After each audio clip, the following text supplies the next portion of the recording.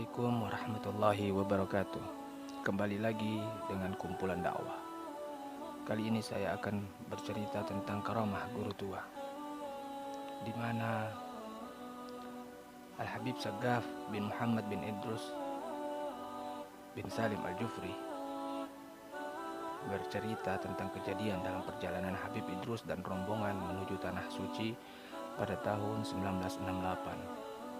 Itu adalah realisasi dari isyarat sang ayah Habib Salim yang pernah berkata kalau Sayyid Idrus kelak akan naik haji lagi dan berziarah ke makam Rasulullah SAW di Madinah. Lama beliau menanti dikala umur dan kesehatan sudah menurun, tiba-tiba datang berita dari Jakarta lewat murid beliau yaitu Kiai Haji Muhammad Qasim Maragao sebagai Kakanwil Departemen Agama ketika itu. Kabar gembira bahwa keluarga Sayyid Alwi Alidrus dari Donggala yang telah merencanakan 4 orang keberangkatan haji naik pesawat batal bersangkutan ada yang meninggal dunia. Oleh karena itu, keluarga memutuskan menghabiskan 4 tiket pesawat tersebut kepada Habib Idrus bin Salim Al-Jufri dan 3 orang murid yang ditunjuk langsung oleh beliau. Subhanallah, itulah arti rezeki. Kalau sudah Allah tentukan, tidak seorang hamba pun bisa berlari darinya. Singkat cerita, berangkatlah Habib Idrus dengan 3 muridnya. Sesampainya di Jakarta, mereka bermalam di kediaman keluarga Ali Idrus, Jalan Cideng Barat. Keesokan harinya, Ustadz Muhammad Qasim Maragao menemui rombongan untuk menyelesaikan surat-surat keberangkatan haji, maka dikumpulkanlah paspor. Namun milik guru tua tidak ditemukan berkali-kali. Murid beliau mencarinya di atas koper tidak ditemukan. Kemungkinan besar ketinggalan di Palu. Mereka pun panik karena paspor kalau tidak ada maka batal sudah keberangkatan ini. Setelah diberitahukan ke beliau, maka guru tua pun sangat tenang, bahkan tidur sejenak, pasrah kepada sang pemilik kehidupan yaitu Allah Subhanahu wa taala. Tak lama kemudian beliau memanggil, "Ya walad," tunjukkan kepada murid beliau, "Wahai anak." Ustadz Mahfud yang segera menyahuti, "Labbaik." Setelah masuk kamar Habib Idrus, Ustadz Mahfud kemudian bercerita untuk mencari lagi paspor dan buka tas beliau yang tadinya sudah dibuka berkali-kali, tapi ketika saya buka betapa terkejutnya saya. Paspor itu berada dalam tas dengan rapinya beserta beberapa pakaian guru tua. Ketika saya laporkan kejadian ini, Habib Idrus menjawab, "Hadza min fadli Rabbi." Ini adalah keutamaan Tuhanku yang diberikan ke aku. Allah Subhanahu wa taala benar-benar memudahkan hingga semua menjadi lancar. Bapak Menteri Agama saat itu Kiai Haji Ahmad Dahlan ikut mengantar rombongan Habib Idrus bin Salim Al-Jufri.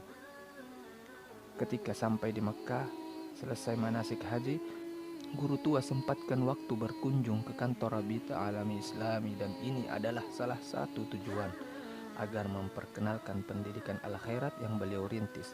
Tapi sayang, tidak bertemu dengan Sekjen Rabita karena tidak ada tempat dan oleh wakilnya diberi kesempatan bertemu di waktu yang ditentukan. Karena berada di Mekkah, guru tua pun sempatkan berziarah ke ulama yang tersohor waktu itu, As-Sayyid Alwi Al-Maliki. Ketika Habib Idrus berada di kediaman beliau, berkumpul dengan ulama-ulama di sana, muncul sosok yang tidak dikenal di depan pintu. Setelah memberi salam, yang langsung bercerita sambil menunjukkan jarinya, "Inilah yang saya mimpi. Seperti inilah Rasulullah Sallallahu Alaihi Wasallam dalam mimpi. Saya melihat baginda Nabi Sallallahu Alaihi Wasallam duduk di mana orang ini duduk dan berpakaian yang sama persis dengan orang yang tidak lain dan tidak bukan adalah Habib Idrus bin Salim Al-Jufri." Langsung seketika itu As-Sayyid Alwi memeluk guru tua dan berkata, "Berita gembira wahai Habib Idrus bahwa ziarahmu terkabul." Pada saat itu semua ulama Mekkah dan juga Sayyid Alwi meminta talqin oleh Habib Idrus, yaitu disuapi makanan oleh Habib Idrus dengan tangan mulianya seperti yang dilakukan Nabi Sallallahu Alaihi Wasallam dan para sahabat. Kemudian Habib Idrus memenuhi permintaan mereka. Habib Idrus pun berhasrat kembali ke Indonesia, namun Ustadz Mahfud mengusulkan sebelum pulang bertemu dulu dengan Sekjen Arabita Alami Islami yang sudah dijadwalkan waktunya, barangkali dapat bantuan dana untuk al-khairat. Tetapi guru tua sudah bulat hatinya untuk pulang dengan alasan cukup sudah kabar gembira yang beliau dengar di kediaman Sayyid Alwi Al-Maliki. Cukup, cukup sudah melebihi segala-galanya. Sangat berkesan. Tampak dari wajah beliau yang berseri-seri, beliau berkata al-khairat pasti dapat bantuan. Rezeki itu pasti datang walaupun tidak bertemu dengan Sekjen Arabita. Subhanallah. Ternyata apa yang dikatakan guru tua menjadi kenyataan, yaitu dapat bantuan dana dari Raja Khalid bin Abdul Aziz sebesar 82.000 US dollar.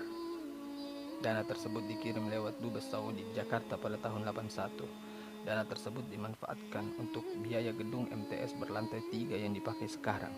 Betapa teguh keyakinan Habib Idrus akan rizki yang sudah Allah gariskan. Semoga kita pun dapat percikan keyakinan seperti beliau. Amin. Allahumma amin.